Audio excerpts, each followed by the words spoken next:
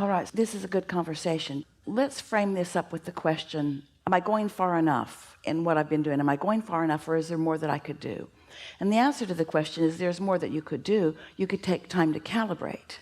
You get the sense of calibration, yes? It's pretty straightforward. We for sure want to say to you that depending on where you are in your situation, if you're not in perfect alignment with what you want, or if you are attracting something that you do want, which is an experience that has resistance in it because you want to expand and add to eternity. In other words, resistance is not a bad thing, and negative things are not a bad thing. It's all part of the equation of creating more of what is wanted, yes? So if you feel a little regret and then you talk yourself out of feeling the regret, you may not have actually shifted anything. In other words, you may have just responded to a situation.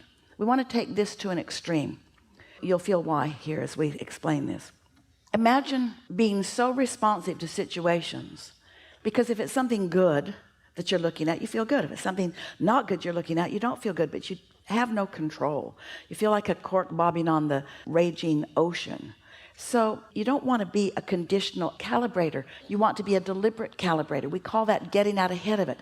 You want to calibrate to who you really are before you walk into a situation. So let's find an example that's a little bit apart from this.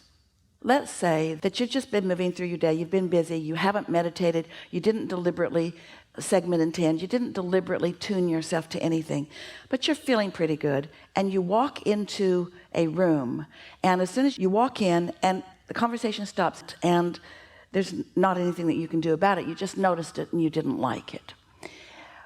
On the other hand, let's say that you awakened, you acknowledged how much you are appreciating your life, you made some lists of positive aspects, you meditated and allowed your vibration to rise, and now you're calibrated to who you really are. So you're tuned at a frequency different than the people in that room. So when you walk into that room, even though that's where they are, you don't notice it because you're not tuned there.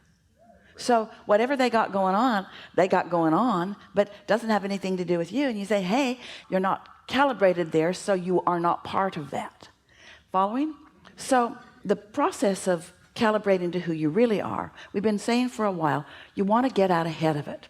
So some years ago, we offered a process called segment intending, where you realize it's a new segment because a new person walks in the room, or you walk into a new room, or you get in your car and go somewhere. Enough has changed that you identify it as a new segment. And then we encouraged you to be clear about what you want to experience in this segment intending.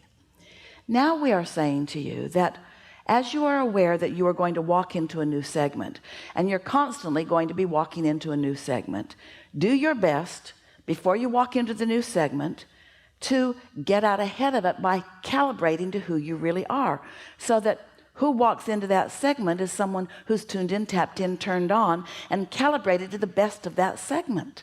Because when you walk into a room that has a mixture of things going on, where you are is what you're going to rendezvous with. You are at all times a cooperative component to something.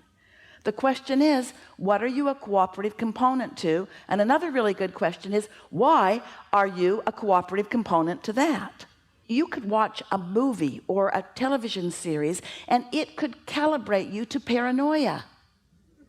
And then you walk into a room where others are already calibrated to paranoia, and there you are, paranoid together, launching rockets of desire, but unnecessarily. So the image that comes to Esther's mind as we're talking about getting out ahead of it is, before I'm going to go somewhere, I'm going to get myself in harmony with myself. I'm going to be step 4. Step 5 that you introduced into this conversation, what we just described, where you're calibrated to who you really are, and you walk into a situation that's negative and it goes right over your head. You don't even know it. Did you ever have your parent accuse you of something and you didn't even know you were being accused because it was so not something that you'd done? It was their problem, not yours. All right, so we're rambling a little bit. Let's clean this up. Esther's been envisioning taking a little time to get herself in alignment, meditative, certainly before the first segments of the day, and then be all tuned in, tapped in, turned on. And then Esther moving, she pictures herself in this sort of bubble of alignment, moving into situations where anything that doesn't match her just bounces off. It has to. And anything that does match her just flows in.